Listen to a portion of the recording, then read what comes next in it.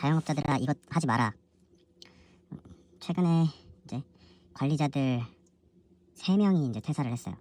치면 4명이 퇴사를 했는데, 물론 뭐 저의 잘못도 있겠지만 제가 생각했을 때는 좋은 방향이라고 생각하거든요. 어떤 부분에서 그러냐면, 저는 이제 원래 주는 걸 먼저 하고 받는 걸 좀 늦게, 나중에 이제 어느 정도 많이 주고 나면 그 친구들이 어떻게 그 감사함으로 좀 더 열심히 노력하고 본인 인생을 위해서라도 발전하는 방향으로 해줄 줄 알았어요. 그러니까 사람이 중요한 게 아니라 어떻게 해주냐에 따라서 그 사람들이 어떤 사람이든 조금의 열정만 있다고 한다고 하더라고요. 조금의 열정만 있다고 하면 무조건 따라올 수 있을 거라고 생각을 했어요. 근데 그렇지 않았죠, 현실은. 제일 중요한 부분에서 문제가 생긴 건데, 사소한 거, 그러니까 그들이 봤을 때 사소한 거, 저한테는 중요한 거죠. 사업을 영위함에 있어서 그 부분에 대해서 좀 보고가 이루어지지 않은 것 같아요. 사장은 기본적으로 알 수밖에 없잖아요. 어떤 문제가 생기면 사실 말을 하지 않아도 그 부분에 대해서 좀 파악이 직감적으로도 되고 한번 둘러보기만 해도 되는데, 또는 뭐 지인이 얘기해주기도 하고, 그런데 저는 이제 관리자한테는 그런 부분에 대해서 제가 외부적으로 느껴졌거나 아니면 파악이 됐을 때 직접적으로 얘기해서 개선 요청을 제가 먼저 하는 거는 예의가 아니라고 생각을 했어요. 그럼 이제 월권이라고 생각을 했거든요.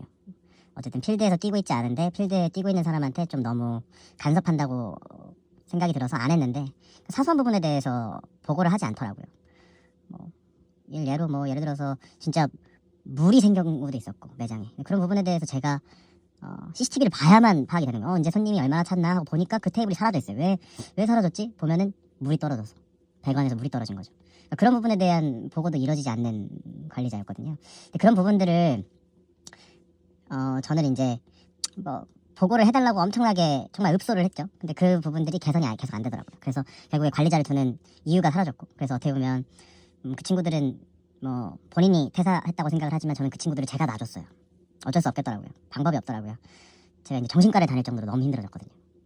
그래서 이번에 자영업자들아 이건 꼭 하지 마라. 이거는 사람을 먼저 믿는 겁니다. 먼저 믿고 먼저 주는 거 아니에요. 요즘 세상에서는 주는 만큼 한다 이런 거 없습니다.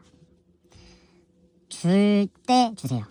줄 때 준다, 이게 무슨 뜻이냐면 그 사람이 역량을 보여줬을 때 줘야 합니다. 그게 정답이에요.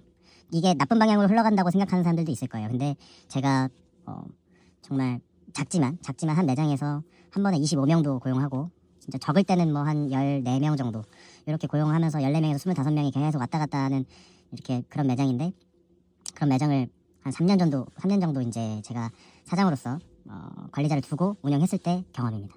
수많은 사람들이 왔다 갔다 했어요. 근데 지금 제가 찾은 현재의 결론은 이겁니다. 먼저 주지 마라. 제발 먼저 주지 마라. 그러면 다친다. 오늘은 여기까지 하겠습니다. 감사합니다.